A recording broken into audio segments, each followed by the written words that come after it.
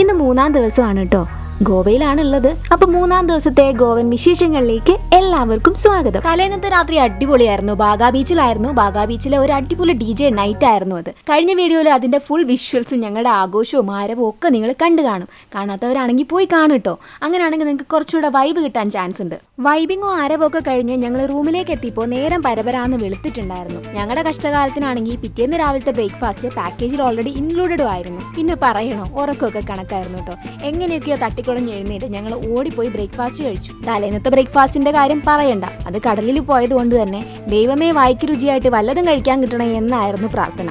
ആ ഒരു പ്രാർത്ഥനയോടുകൂടി റെസ്റ്റോറൻറ്റിലേക്ക് എത്തിയപ്പോൾ നല്ല തൂവെള്ള ഇഡലി സാമ്പാറും മനസ്സങ്ങ് നിറഞ്ഞു. വയറും മനസ്സും ഒരുപോലെ നിറഞ്ഞതിന് ശേഷം നേരെ പോയത് റൂമിലേക്കാണ്. അവിടെ ബാഗും പെട്ടിയും ഒക്കെ പാക്ക് ചെയ്ത് വെച്ചിട്ടുണ്ടായിരുന്നു. കാരണം മറ്റൊന്നുമല്ല, നമ്മുടെ ഗോവയിലെ അവസാന ദിവസം കൂടിയാണിന്ന്. അതുകൊണ്ട് തന്നെ ബാഗും പെട്ടിയൊക്കെ എടുത്ത് നേരെ റിസപ്ഷനിൽ കൊണ്ടുവച്ചിട്ടാണ് ഇന്ന് കറങ്ങാൻ പോകുന്നത്. ഇതായിരുന്നു നമ്മുടെ റിസപ്ഷൻ. ഇതൊക്കെ അവരുടെ റിസപ്ഷനിലുള്ള ആളുകളായിരുന്നു കേട്ടോ. 2-3 ദിവസം കൊണ്ട് അവരൊക്കെ ആയിട്ട് കമ്പനി ആയിട്ടുണ്ടായിരുന്നു.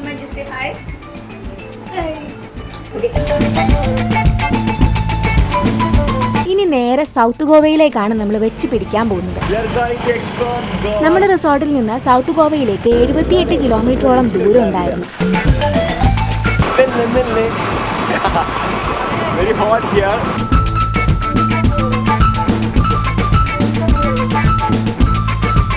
സൗത്ത് ഗോവയിലാണെങ്കിൽ ഒത്തിരി ടൂറിസ്റ്റ് സ്പോട്ടുകളും ഉണ്ട്. ഈ സ്പോട്ടുകളുടെ ഒക്കെ ലിസ്റ്റ് നമുക്ക് പാക്കേജുകാർ തന്നിട്ടുമുണ്ട്.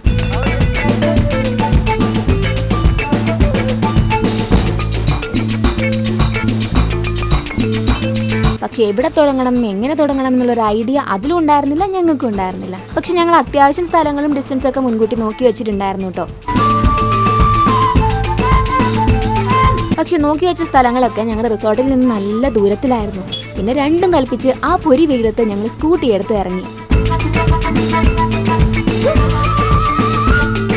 Yes, we reached guys. ഇതാണ് നമ്മുടെ first location. Panaji municipal garden റോഡിലൂടെയാണ് നമ്മളിപ്പോൾ സഞ്ചരിച്ചുകൊണ്ടിരിക്കുന്നത്.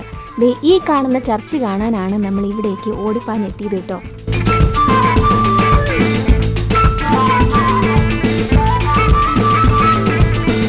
കണ്ട വഴി വണ്ടി നിർത്തി ഇറങ്ങാൻ നോക്കിയെങ്കിലും പാർക്കിംഗ് വളരെ പ്രശ്നമായിട്ടുള്ള ഏരിയ ആയിരുന്നു അത്. ഒന്ന് കറങ്ങിയെങ്കിലും ഫൈനലി ഞങ്ങളൊരു സ്ഥലം കണ്ടുപിടിച്ചു. ഈ ഭാഗത്ത് വണ്ടി ഒതുക്കിയിട്ടാണ് ഞങ്ങൾ അത്രയും ദൂരം നടന്ന് തിരിച്ചുപോയെന്ന് പറഞ്ഞാൽ പള്ളിയുടെ ഭാഗത്തേക്ക് പോയത്. എന്നാൽ ഞങ്ങൾ എത്തിയ സമയവും ആ പള്ളി വരെയുള്ള നടത്തവും ഒക്കെ കൂടെ ആയപ്പോൾ ഞങ്ങൾക്ക് എല്ലാവർക്കും നല്ല രീതിക്ക് വിശക്കാൻ തുടങ്ങി. പള്ളിയിലേക്ക് പോകുന്നതിന് മുമ്പ് ആദ്യം ഫുഡ് കഴിച്ചാലോ എന്ന ആലോചന വന്നതും അങ്ങനെയായിരുന്നു. നല്ല വിശന്നിരിക്കുകയാണെന്ന് ഞങ്ങളുടെ ഓരോരുത്തരുടെയും മുഖം കണ്ടാൽ തന്നെ നിങ്ങൾക്ക് മനസ്സിലാവും. വിശന്നിട്ട് കണ്ണ് കാണാനിട്ടാണോ എന്നറിയില്ല. ആ സമയത്ത് അന്വേഷിച്ചപ്പോൾ ആ പരിസരത്തൊന്നും നല്ല ഹോട്ടലൊന്നും ഞങ്ങൾ കണ്ടില്ല. ഫൈനലി ആണ് ഈ ഭാഗത്തുള്ള ഈ ഒരു ഹോട്ടൽ ഞങ്ങളുടെ കണ്ണിൽ പെട്ടത്. നേരെ ചെന്ന് കയറി മെനു ചോദിച്ചപ്പോൾ അവിടെയുള്ള ഒരുവിധം ഐറ്റംസ് ഒക്കെ തീർന്നിട്ടുണ്ടായിരുന്നു. പിന്നെ കയറി പോയല്ലോ, എന്തെങ്കിലും വാങ്ങിക്കാലോ എന്ന് വെച്ച് ഞങ്ങൾ സിമ്പിളായിട്ട് 1-2 ഐറ്റംസ് വാങ്ങി കഴിച്ചിട്ട് ഇറങ്ങുകയാണ് ചെയ്തത്. കാരണം ഞങ്ങൾക്ക് നല്ല വിശപ്പുണ്ടായിരുന്നു. അത് സോൾവ് ചെയ്യാൻ മാത്രമുള്ള ഒരു ഐറ്റം അവിടെ ഉണ്ടായിരുന്നില്ല. ഒരു ഹോട്ടലിൽ നിന്ന് ഇറങ്ങി വീണ്ടും മറ്റൊരു ഹോട്ടലിലേക്ക്. കാരണം വിശപ്പ് അത്രമാത്രം ഉണ്ടായിരുന്നു കേട്ടോ. സൈഡിലുള്ള 1-2 പേരോട് ചോദിച്ചിട്ടാണ് ഞങ്ങൾ വീണ്ടും നടക്കാൻ തുടങ്ങിയത്. അവർ കാണിച്ചു തന്ന ഡയറക്ഷനിലേക്കായിരുന്നു നടന്നത്. പക്ഷേ വിശന്നിട്ടാണ് നടക്കുന്നതെങ്കിൽ പോലും ഗോവയുടെ ഒരു പഴയ മുഖം കാണാൻ സൗത്ത് ഗോവയിലെ ഈ നടത്തം സഹായിച്ചിട്ടുണ്ട്. പിന്നെ മറ്റൊരു ഹോട്ടലിൽ കയറി അത്യാവശ്യം കാര്യമായിട്ട് തട്ടിയതിന് ശേഷം വീണ്ടും ഞങ്ങൾ ചർച്ചിന്റെ ഭാഗത്തേക്ക് നടന്നു. ഇതാണ് നമ്മുടെ church, Our Lady of the Immaculate Conception church. പനാജിയുടെ ഹൃദയഭാഗത്ത് സ്ഥിതി ചെയ്യുന്ന ഈ പള്ളി പ്രദേശത്തിന്റെ കൊളോണിയൽ ഭൂതകാലത്തിന്റെയും അതിന്റെ നിലനിൽക്കുന്ന മതപാരമ്പര്യത്തിന്റെയും സാക്ഷ്യപത്രമായി നിലകൊള്ളുന്നു. പള്ളി പൊതുവെ ക്ലോസ്ഡ് ആണ്. അതുകൊണ്ട് തന്നെ വരുന്ന ടൂറിസ്റ്റുകൾക്കൊന്നും പള്ളിയുടെ ഉൾവശം കാണാനുള്ള ഒരു സാഹചര്യം അവിടെ ഉണ്ടായിരുന്നില്ല. എന്നാൽ ടൂറിസ്റ്റുകൾക്കൊക്കെ വരാനും ചെലവഴിക്കാനും ഫോട്ടോസ് എടുക്കാനും ഒക്കെയുള്ള വിശാലമായൊരു മുൻവശം പള്ളിക്കുണ്ടായിരുന്നു.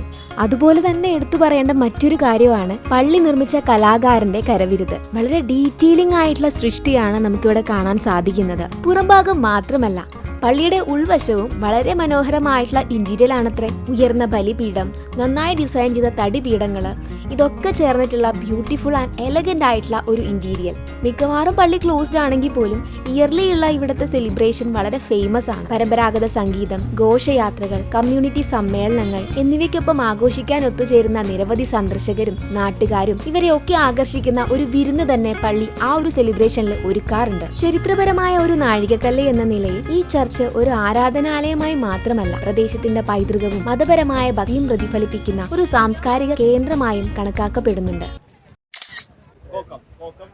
called the Goan local drink. You wanna try it? പള്ളിയിൽ നിന്ന് ഇറങ്ങി ഞങ്ങളുടെ കണ്ണിൽ ആദ്യം പെട്ടത് കൊക്കം ജ്യൂസ് സ്പെഷ്യലായിട്ട് കൊടുക്കുന്ന ഈ കടയാണ്. അങ്കിൾ ജെയ്സ് എന്നാണ് കടയുടെ പേര്. വെറും 80 രൂപയ്ക്കാണ് കൊക്കം ജ്യൂസ് ഇവിടെ വിൽക്കുന്നത്.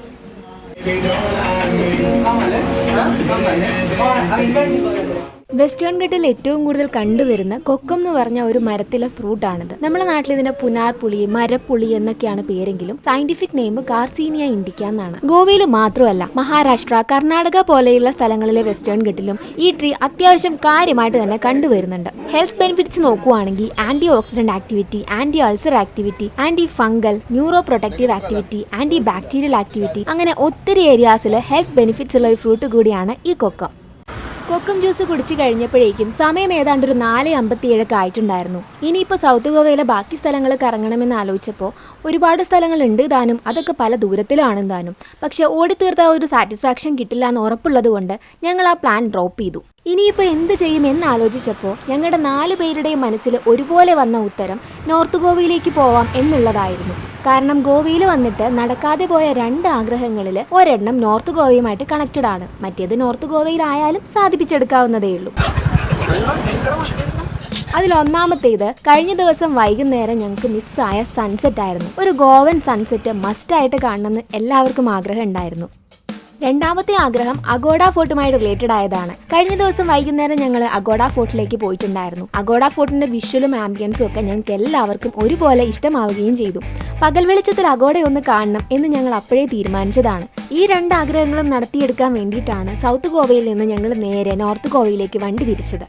തിരിച്ചു വണ്ടിയുമായി ഇങ്ങനെ നേരെ പോകുന്ന സമയത്ത് ചെറിയൊരു കുറ്റബോധം തോന്നിയിട്ടുണ്ടായിരുന്നു. സൗത്ത് ഗോവയിലെ ബാക്കി സ്ഥലങ്ങളൊക്കെ മിസ്സായില്ലേ എന്ന തോന്നലായിരുന്നു അതിന് കാരണം. പക്ഷെ ഓർത്തപ്പോ ഓടിപ്പാഞ്ഞു തീർത്ത് ആ സ്ഥലങ്ങളൊക്കെ കണ്ടു തീർക്കുന്ന സമയത്ത് ഒരു വെപ്രാളവും ടെൻഷനും മാത്രമേ ബാക്കിയാവുകയുള്ളൂ. എന്നാൽ ബാക്കി വന്ന 2 ആഗ്രഹങ്ങൾ പൂർത്തീകരിച്ച ചെറിയൊരു സന്തോഷവും സാറ്റിസ്ഫാക്ഷനും കിട്ടാൻ സാധ്യതയുണ്ട്. അങ്ങനെ ഒരു കൺക്ലൂഷൻ എത്തിയപ്പോൾ ആ കുറ്റബോധം വന്ന വഴിയെ തിരിച്ചുപോയി. ഗോവയുടെ ക്യാപിറ്റലായ പനാജി വഴിയായിരുന്നു ഞങ്ങൾ അഗോഡ ഫോർട്ടിലേക്ക് പോയത്. 17-ാം നൂറ്റാണ്ടിലെ പോർച്ചുഗീസ് കാലഘട്ടത്തിൽ വളരെ നന്നായി സംരക്ഷിക്കപ്പെട്ട ഒരു കോട്ടയാണ് ഫോർട്ട് അഗോഡ.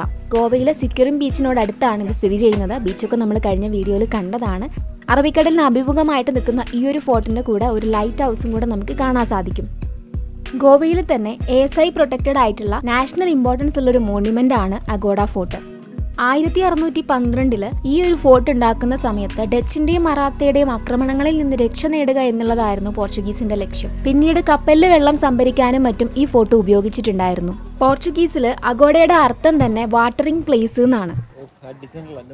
ഒരു ഡ്രൈവ്, ഒരു ക്ഷീണം, ഒരു ഡ്രിങ്ക്, അതാണല്ലോ നമ്മുടെ പോളിസി. അഗോഡയിൽ എത്തിയപ്പോഴും അത്യാവശ്യം നല്ല ക്ഷീണം ഉണ്ടായിരുന്നതുകൊണ്ട് ഞങ്ങൾ അവിടുത്തെ ഒരു ഡ്രിങ്ക് പരീക്ഷിച്ചു. ഒരു 1.5 സ്വാദുള്ള ഐറ്റം ആയിരുന്നു. കമ്പയർ ചെയ്യുവാണെങ്കിൽ പാനിപ്പൂരിയിൽ മിക്സ് ചെയ്യാൻ തരുന്ന ഒരു വെള്ളമില്ലേ, ഇച്ചിരി പുളിയൊക്കെ ഉള്ള എന്നാൽ ഇച്ചിരി എരിവൊക്കെ ഉള്ള, അതിലേക്ക് കുറച്ച് കുരുമുളകും മറ്റെന്തൊക്കെയോ പൊടികളൊക്കെ കൂടെ മിക്സ് ചെയ്തിട്ടുള്ള ഒരു ഡ്രിങ്ക് ആയിരുന്നു അത്. ഞങ്ങൾ വീണ്ടും തിന്നോണ്ടിരിക്കുകയാണ്. ശരിക്കും ഞാൻ ഫുഡ് ട്രിപ്പല്ലേ പോയതായിരുന്നു. കാണുന്നവര് ഫുൾ ടൈം തീറ്റയാണ്. ചെറിയൊരു ക്ഷീണം മാറ്റലായിരുന്നു ഉദ്ദേശമെങ്കിലും ട്രൗസർ പാൻ്റ് ആയപ്പോൾ കാര്യം കൈവിട്ടുപോയി. അത്യാവശ്യം കാര്യമായിട്ട് കഴിച്ചതിന് ശേഷമാണ് ഞങ്ങൾ ഇരുന്നിടത്ത് നിന്ന് മുന്നോട്ടേക്ക് നീങ്ങിയത്.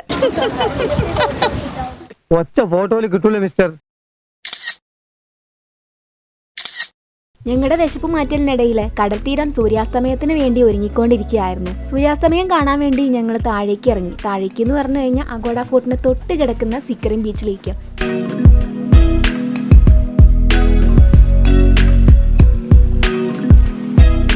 ഫൈനലി ഗോവയിലെ ഒരു സൂര്യാസ്തമയം കണ്ടു. അറബിക്കടലിലേക്ക് സൂര്യൻ അങ്ങനെ ഇറങ്ങിപ്പോകുന്ന കാഴ്ച അതിമനോഹരമായിരുന്നു, അതിശയിപ്പിക്കുന്നതായിരുന്നു. സൂര്യാസ്തമയം എപ്പോഴും അങ്ങനെ തന്നെയാണല്ലോ അല്ലേ.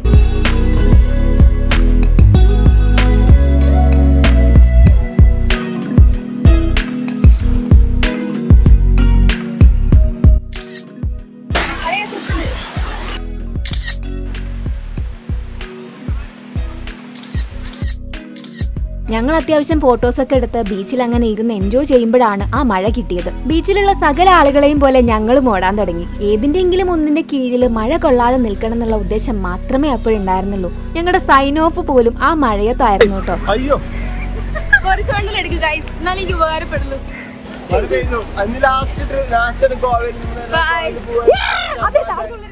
ഇടയ്ക്ക് മഴയൊന്ന് കുറഞ്ഞിട്ടുണ്ടായിരുന്നു.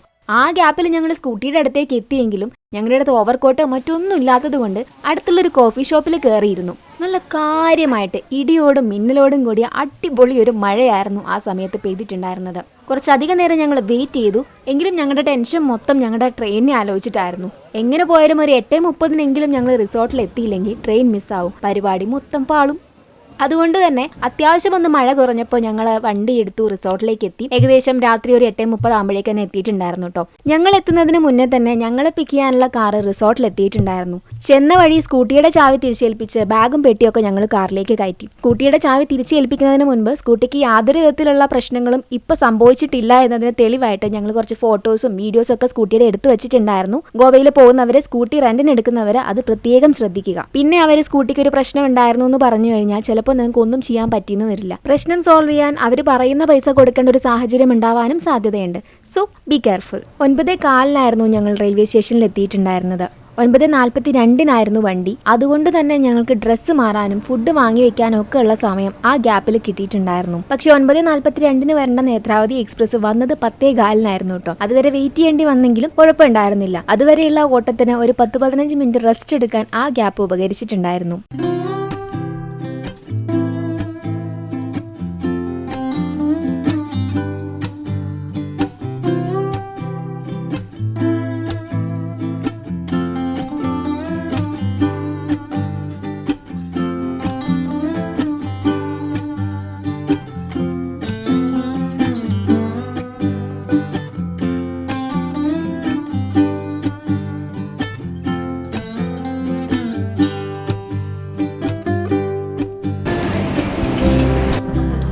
ഗോവൻ ട്രിപ്പ് അവസാനിച്ചിരിക്കുകയാണ്.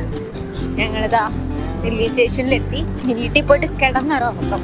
അപ്പോൾ നമ്മുടെ ഗോവൻ ട്രിപ്പ് ഇവിടെ അവസാനിക്കുകയാണ്. വളരെ രസകരമായിട്ടുള്ള എന്നാൽ ഒരുപാട് അനുഭവങ്ങളും അറിവുകളും തന്നൊരു യാത്രയായിരുന്നു. അപ്പോൾ ഇനി അടുത്ത ഒരു പുതിയ യാത്രയിലായിരിക്കും നമ്മൾ കണ്ടുമുട്ടുന്നത്.